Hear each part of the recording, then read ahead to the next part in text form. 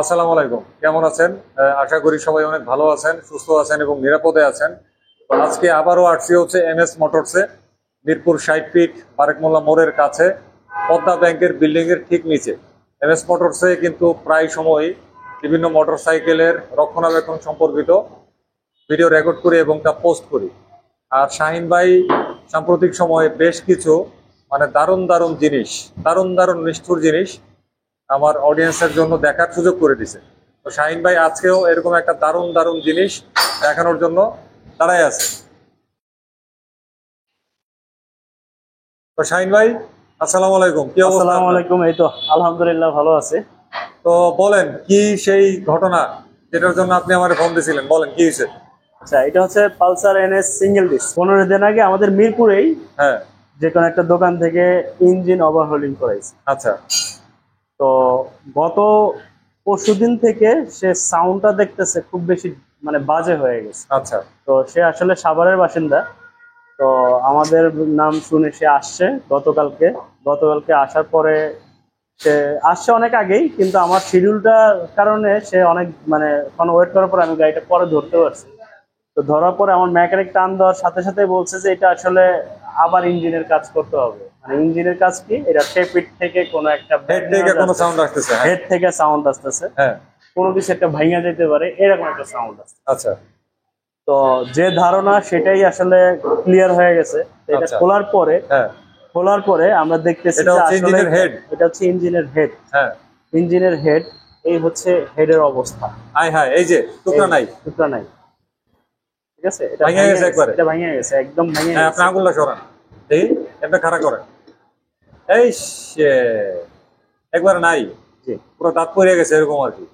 আচ্ছা। তারপরে হচ্ছে এই হচ্ছে ক্যামেরা অবস্থা। ক্যাম পরে সর্বনাশ। হ্যাঁ। এই হচ্ছে একেবারে ক্যামটা ভেঙে গেছে। ক্যামটা কিন্তু একদম ওই 15 দিন আগে সে নতুন কিনছে। আচ্ছা, নতুন কিনছে, ক্যামটা একদমই নতুন, জাস্ট খালি এই জায়গাটা ফাপরে পড়ে ভাঙছে। আর এখন তো আর এটা ইউজ করার কোনো স্কোপ নাই। না, এখন তো আর এই ক্যাম ইউজ করার স্কোপ নাই। আচ্ছা, এখন আসলে বিষয়টা কেন হইছে? হ্যাঁ, বলেন তো কি বুঝছেন এই বিষয়টা কেন হয়েছে? এই যে একটা রোকার পিন। হ্যাঁ, নিচে ধরেন, উপরে ধরলে তো লাভ হইব না, নিচে ধরেন। রোকার পিন, হ্যাঁ, ঠিক আছে। রোকার পিন, এই রোকার পিনটা হ্যাঁ নরমালি থাকে হচ্ছে এইভাবে, এই যে এই মাথাটা এই বাইরে থাকবে, এইখানে যে ভিতরে ঢুকে এইখানে লক হয়ে যাবে এটা, রাইট? আমি পুরোটা ঢুকাইতেছি না, কারণ আমি আবার বের করতে পারবো না। হ্যাঁ, লক হয়ে যাবে, এখানে একটা লক আছে, এটা ভিতরে লক হয়ে যাবে। কিন্তু যেখানে কাজ করাইছে সে কি করছে, এটারে এইভাবে লাগাইছে, উল্টা ফিটিং করছে। উল্টা ফিটিং করছে, সে ভাবছে যে এটা মনে হয় এখানে ঢুকে যাবে। হ্যাঁ, বাস ফিটিং। তো এইটা আসলে কয়েকদিন চলতে এটা বের হয়ে গেছে। যেহেতু এটা লক হওয়ার সিস্টেম ছিল, এইখানে তো লক হওয়ার সিস্টেম নাই। এখানে তো লক হইতে পারতেছে, এই মাথায় তো এটা ফলস থাকবে। হ্যাঁ, এই মাথায় ফলস থাকবে। চলতে এরকম বের হয়ে গেছে। হ্যাঁ, বের হয়ে যাওয়ার কারণে এই ক্যামের সাথে এটা বাড়ি খাইছে, বাড়ি খেয়ে ক্যামটা ভাঙছে আর এই কোণাটা ভাঙছে। চিন্তা করেন, এতটুকু একটা ভুলের কারণে কত বড় খেসারত চলে আসছে। ক্যাম্প শেফটও গেল, 15 দিন আগে উনি ইঞ্জিনের কাজ করালো, সে টাকাও গেল।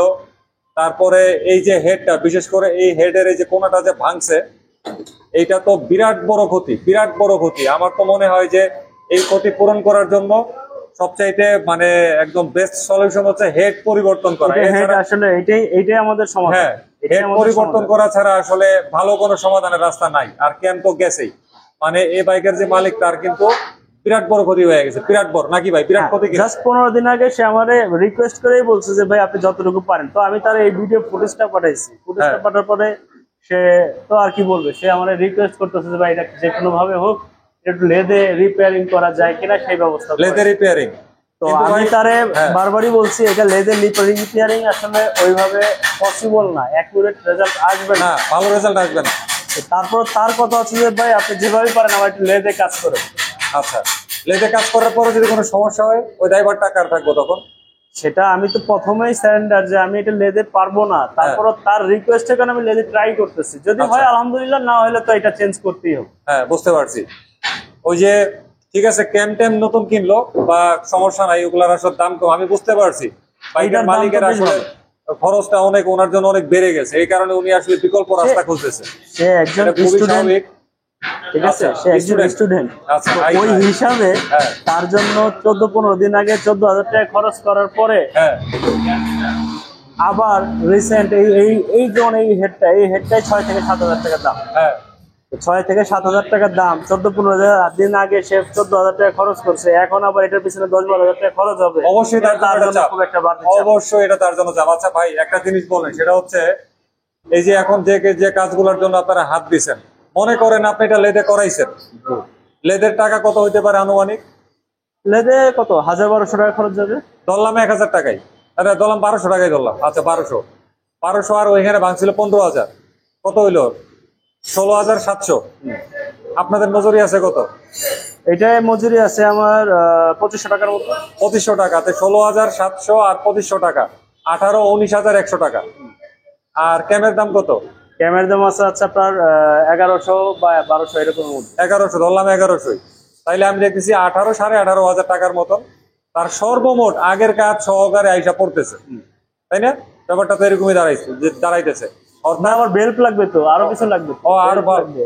18,500 টাকা ধরলাম 18,500 আগের কাজ 20,000 টাকা সহকারে। ধরে রাখেন আপনি। হ্যাঁ 20,000 টাকা ধরে রাখেন। আচ্ছা 20,000 টাকা মানে আগের কাজের করানোর পরেও এখন জরিমানা লাগলো আরো 5,000 টাকা। আর 5,000 টাকা। 5,000 টাকা, অর্থাৎ আপনার এখানে যে কাজকর্মগুলো করাইতেছে এগুলোর জন্য সর্বোচ্চ তার 5,000 টাকা খরচ আসবে লেদের বিল সহকারে। এদের বিষয়। এখন চিন্তা করেন, মানে 15,000 টাকার কাজ করানোর পরেও মানে ওই সুখ ওনার কপালে আসলে সয় নাই, ওনার ভাগ্যে এটা সয় নাই, আরো 5,000 টাকার দণ্ডিতে পড়ে গেছে। তবে দণ্ডটা আরো অনেক বেশি যদি এই হেডটা কেনা হয়। হেডের দাম কত ভাই? 6 থেকে 7,000 টাকা। ধরলাম 7,000 টাকা, মানে 7,000 টাকা আর ওদিকে ধরলাম 5,000 টাকা, 12,000 টাকা তার দণ্ড আছে। হ্যাঁ, জরিমানা লাগিয়ে গেছে। জরিমানা লাগিয়ে। আসলে যে ওয়ার্কশপে যান কাইন্ডলি একটু দেখে শুনে বোঝার চেষ্টা করবে যে কোন ওয়ার্কশপটা কিরকম বা কি আসে বিষয়। তো যেই ওয়ার্কশপের কারণে এই ঘটনাটা ঘটছে, শাহিন ভাই যেটা আইডেন্টিফাই করছে, এটা খুবই একটা মানে রাইট পয়েন্টে ওনারা এটা ধরছে। এখন ওই ওয়ার্কশপের উচিত আসলে এটার খেসারত দেওয়া। আমি জানি না এই বাইকের মালিক সেই ওয়ার্কশপে গেছে কিনা, আমি যদি হইতাম তাইলে কিন্তু খুব শক্তভাবে প্রমাণ নিয়েই যাইতাম। কি করেন শাহিন ভাই, যাওয়া উচিত না? এখন সেটা তো যাওয়া উচিত। এখন এই যে বিষয়টা, এটা তো আমরা খুলে তারপরে এটা পাইছি, এখন হ্যাঁ। সে এটা কিভাবে প্রমাণ করবে? হ্যাঁ, না যখন খুলছেন আপনারা ভিডিও করে দিলেও তো হয়ে যেত। যখন খুলছি তখন তো আর আমরা এইভাবে ভিডিও করে তারপরে খুলি নাই। আপনার ওয়ার্কশপে যদি কেউ এরকম করে, আপনারা একসাথে ক্লেম করে? অবশ্যই আমরা এই রেসপন্সিবিলিটি নিয়েই কাজ করি। আমি বারবার কিন্তু একটা কথা বলি এবং রিকোয়েস্টের সাথে বলি যে আপনার সার্ভিস জনিত কোনো প্রবলেম যদি আপনি ফেস করেন, কোনো সংকোচ ছাড়া আমাকে জানান। এটা আমাদের রিকোয়েস্টই থাকে। আচ্ছা একটা কথার কথা, ধরেন এই ঘটনাটা আপনার এখানে ঘটছে, এখন টোটাল রেসপন্সিবিলিটি আমার থাকে। আপনার থাকতো মানে আপনি যা করার পরে সব আপনি করছেন। আমি টোটাল এই যে এটা হচ্ছে আমার ফল্ট। হ্যাঁ, এটা আমার ভুল। হ্যাঁ, যেহেতু এটা আমার ভুল, আমার দ্বারা এই ক্ষতিটা হইতেছে, সেই ক্ষেত্রে এটার 100% রেসপন্সিবিলিটি আমি বুঝতে পারছি। মানে এমএস মোটরস দ্বারা যদি কোনো ক্ষতি হয় সেটা পুরোটা ড্রাইভার আপনি নেবেন 100%। আচ্ছা, বুঝতে পারছি। এখন এইটারে যে ব্যক্তি এই কাজ করছে, উল্টা পাল্টা ফিটিং করছে, ওই ব্যক্তি এটার দায় নেয় কিনা এখন আল্লাহ ভালো জানে। আমি জানি না বাইকের মালিক ওই কারিগরের কাছে গেছে কিনা, তবে যাওয়া উচিত জোরালো ভাবে, কারণ ভাই 15,000 টাকা দিয়ে খরচ কইরা বেচারা এই কাজটা করাইছে। আচ্ছা, এখন তাহলে আপনাদের পরবর্তী স্টেপ কি? এটা লেদে কাজ করাইবেন? এখন এটা লেদের কাজ করাইতে হইতেছে তার রিকোয়েস্টের কারণে। আচ্ছা, এখন তারে আমরা ইনফর্ম করছি যে লেদের কাজটা আমি অ্যাকুরেট অ্যান্সার নাও পাইতে পারি, তারপরে সে যদি রিকোয়েস্ট করছে আমরা প্রথমবার একটু ট্রাই করব যাতে এটা মানে অ্যাকুরেট হয়। যদি প্রবলেম হয় সেটা তো অবশ্যই আমরা কাস্টমারকে জানাবো যে ভাই এটা প্রবলেম হইতেছে। তো দেখলেন তো অবস্থা, কত বড় একটা ক্ষতির মুখোমুখি হয়ে গেল এই বাইকটা। জিনিসটা কিন্তু অনেক ছোট, কিন্তু এটার প্রভাব কিন্তু অনেক অনেক বড়। এটারে এড়ানোর কোনো সুযোগ নাই। টাকা নষ্ট, সময় নষ্ট, ঘাম নষ্ট, সবই নষ্ট। খালি নষ্ট আর নষ্টের ঘটনা ঘটছে কিন্তু এই পালসার NS 160 মোটরসাইকেলটার ক্ষেত্রে। তো ভালো থাকবেন। আজকে বিদায় নিলাম আজকে NS মোটরস থেকে। সবাই ভালো থাকবেন। আল্লাহ হাফেজ। আসসালামু আলাইকুম।